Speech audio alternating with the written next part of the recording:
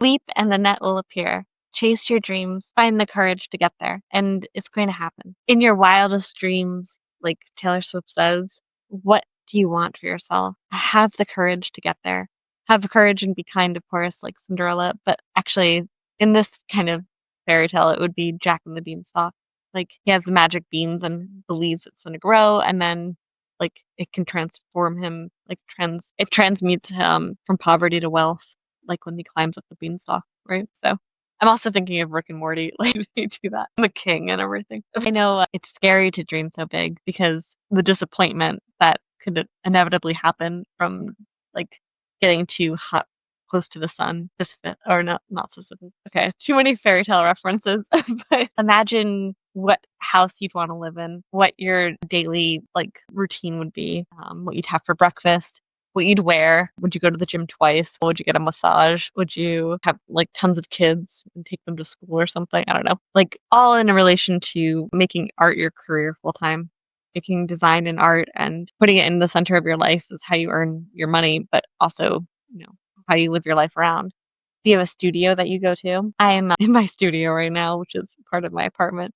But I really do dream about having a space that's just for making the stuff, that I go to every day. And then sometimes I also wonder what it's like to be a digital nomad and working in the place that I go to. It's really difficult with meetings when you kind of have one of those clients that insists on tons of meetings and kind of need that Wi-Fi and stuff and camera on.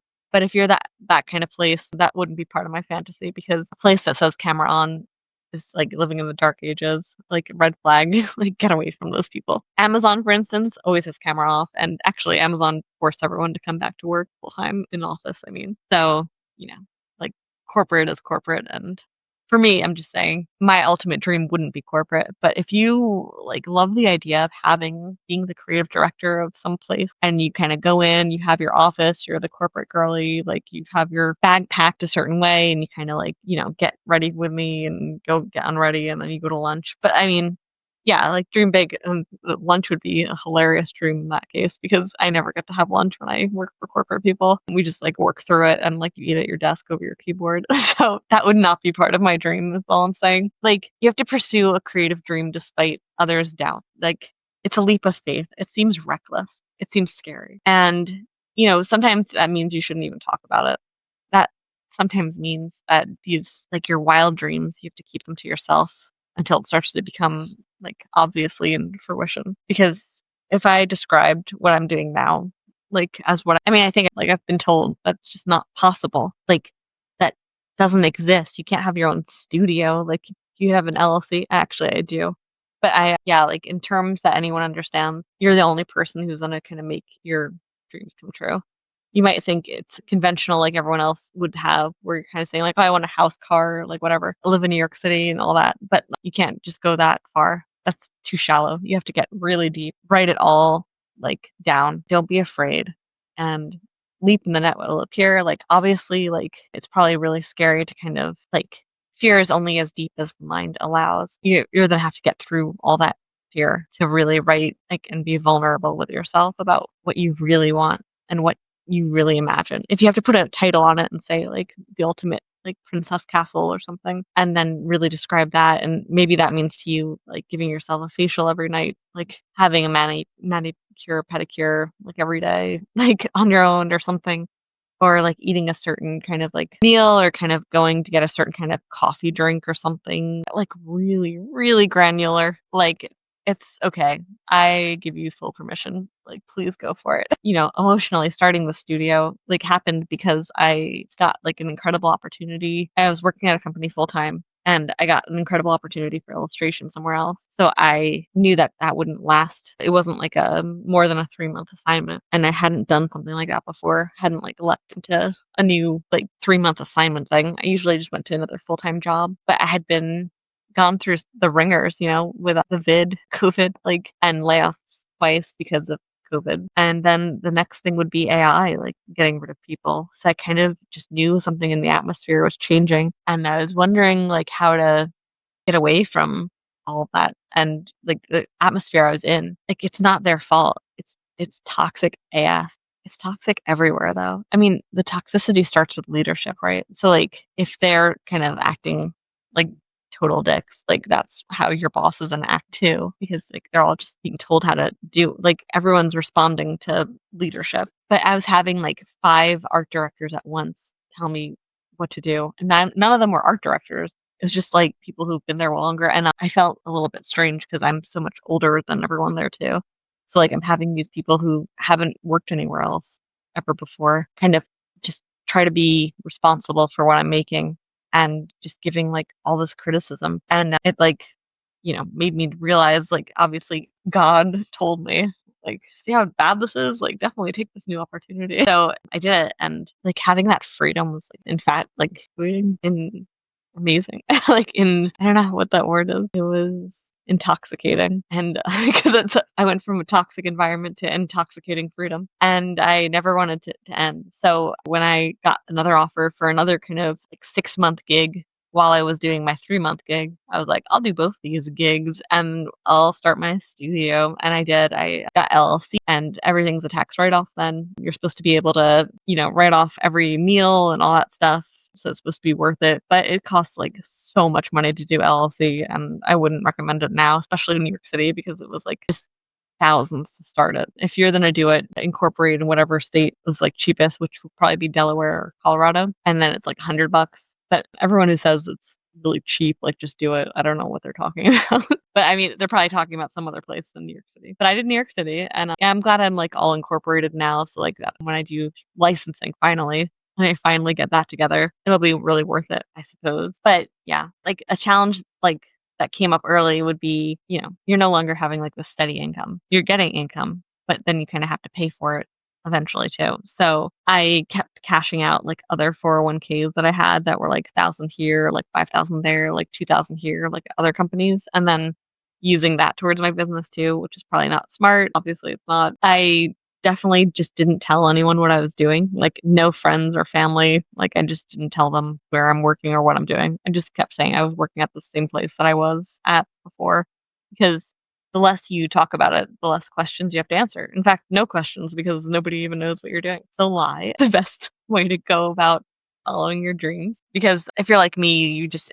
like absorb too much of people's ideas. So it's better to just not tell them what you're doing unless you want to talk. I'll say that again. So I wanted to say like, how do you know when it's time to quit something safe? When something's safe, definitely quit. It's never a good idea to stay somewhere safe, because if you think something's safe, then you're wrong. Nothing is safe. Nowhere is secure enough. Nothing is going to work out like the way you'd hoped, because God laughs when you make plans.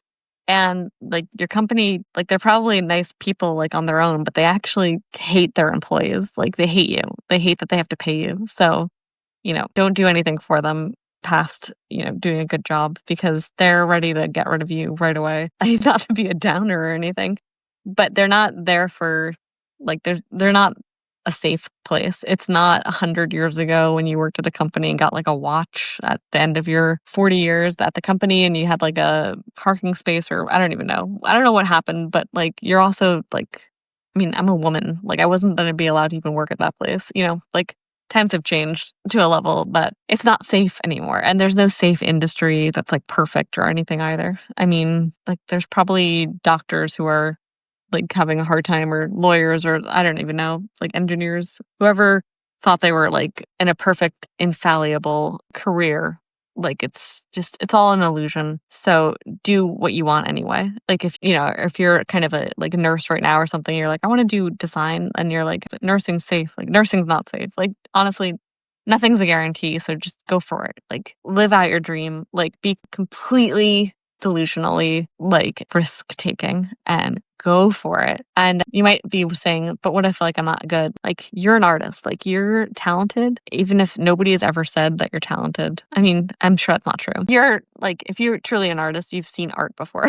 So if your art looks just as good as someone else's art, not that they're successful or anything, but just art in general, like it's good enough, I swear. This isn't a competition, and like there's not like a finite amount of room, because we're inventing this as we go along. So you can do this too. And I know it's going to be very emotionally terrifying, because I couldn't stop thinking about like the money like per week, or per like every 2 weeks that I used to get like in a corporate kind of paycheck kind of way.